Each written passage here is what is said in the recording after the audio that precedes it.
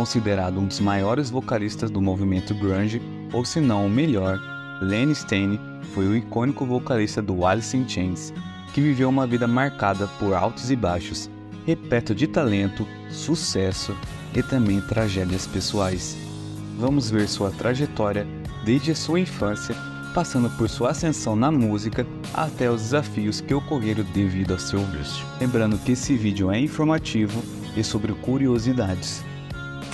Laine Rutherford Stanley nasceu em 22 de agosto de 1967 em Belleville, Washington. Desde pequeno, ele mostrou interesse pela música. Sua infância foi marcada por uma relação complicada com seus pais, que se separaram quando ele ainda era muito jovem.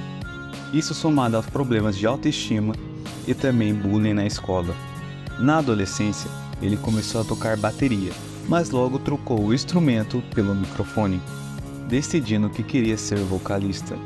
Essa mudança foi crucial para sua carreira, pois sua voz única e poderosa se tornaria uma das mais reconhecíveis do movimento grunge.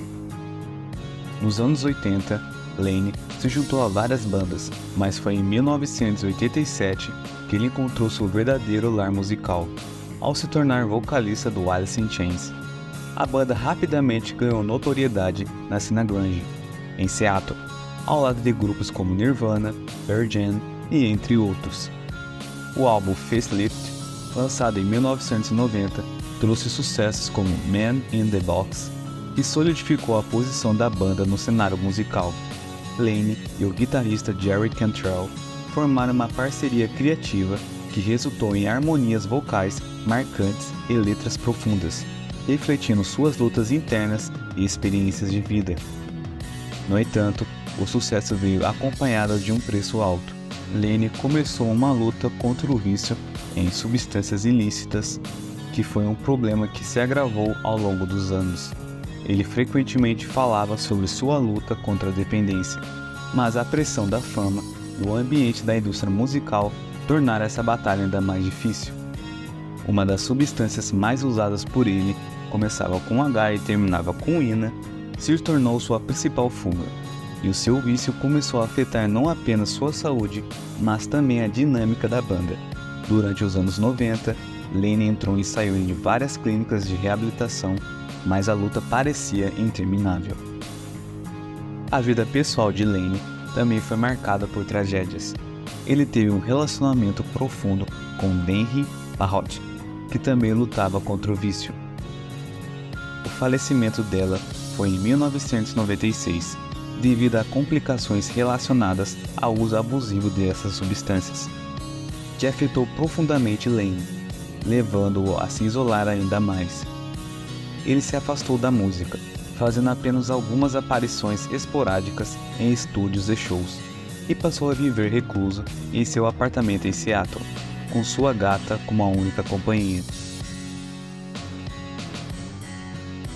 Nos últimos anos de sua vida, Laine se tornou uma figura cada vez mais solitária. Amigos e colegas de banda procuravam ajudá-lo, mas frequentemente rejeitava ofertas de apoio. Sua saúde piorou significativamente e seu peso caiu para cerca de 39 quilos. Em 5 de abril de 2002, Laine foi encontrado sem vida em seu apartamento, após dias sem contato com o mundo exterior. A causa de seu falecimento foi por uma overdose de speedball, uma mistura de e cocaína.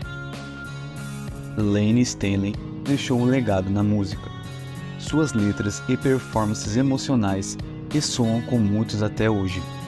Ele é lembrado não apenas como um dos maiores vocalistas do grunge, mas também como um artista que atraiu intensamente contra seus demônios pessoais. Sua vida é um poderoso lembrete de que para muitas pessoas parecem ter tudo, mas às vezes não tem nada.